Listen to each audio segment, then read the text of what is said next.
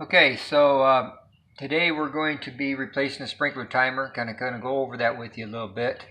Um, it's an old timer, as you can see here. It's an old Rainbird. These clocks in particular have a couple of problems that happen. Number one, the buttons right there tend to wear out, and then the display won't work. You'll have to keep pushing those buttons and pushing them harder and harder to make them work.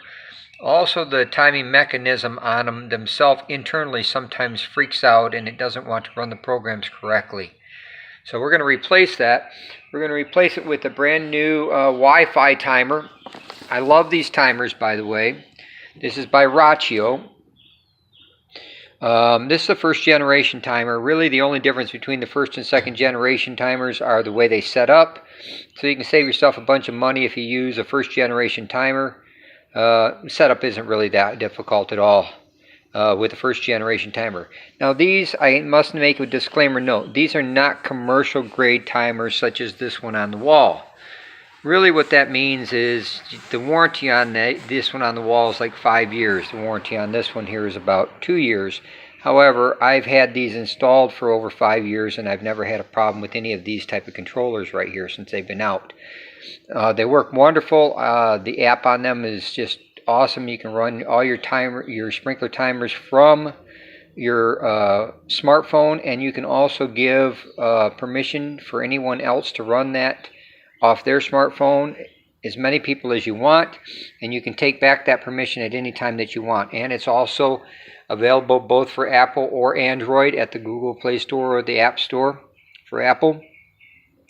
Works great for contractors because I can control the timers without ever getting into their houses or garages, and I can also monitor them from where I'm at.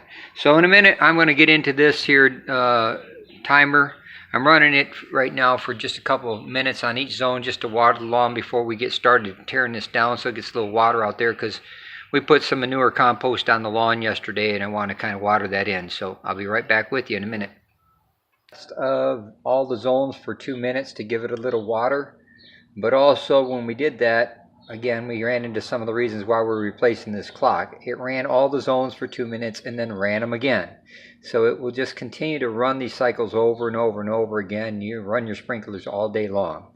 So we're going to be replacing this clock. Now, when we open up this clock here, you'll see the wiring that is in here that is running. These are called modules. Some controllers run on modules. Some of them just have a bar written across there and it has zones 1 through whatever you have on there.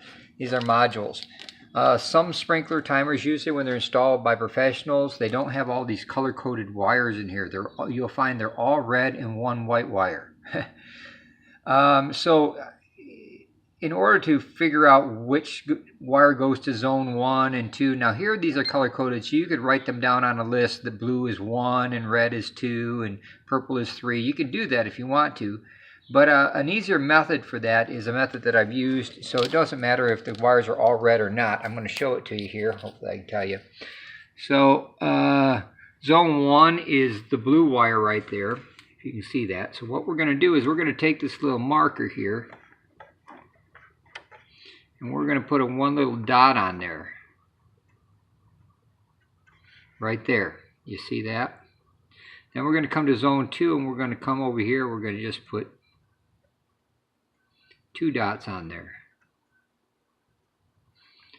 You see that?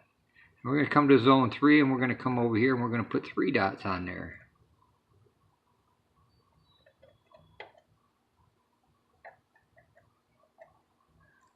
It's a little harder to see on that one, but they're there. You can see them. And so on and so forth. So when you do that, then you'll know exactly where those wires went. And this one here is the common, the white wire. Usually always the white wire is common. So I'm going to take these apart and then start tearing this timer apart for you. Okay, so here we've actually cut the tube down here a little lower. It allows for the wires to be here. They can come up underneath and through the back side of here, and we got our wires ready to go in. We're going to wire them up here into the control panel like they go, utilizing those little spots on the wires that tell me which wire they go to. See this one here? It's marked here. As you can see, this is zone 1, 2, 3, 4, 5. Zone 5. That's where it's going to go. Okay. 1 through 6. We've got our ground hooked back in here for the common. This does have an option for a rain sensor on here, rain sensor 1 or 2, but you really don't even need the rain sensor, because you'll find out that this controller has the ability to read weather stations and determine whether or not you have rain coming or not, and will turn it on or off by itself.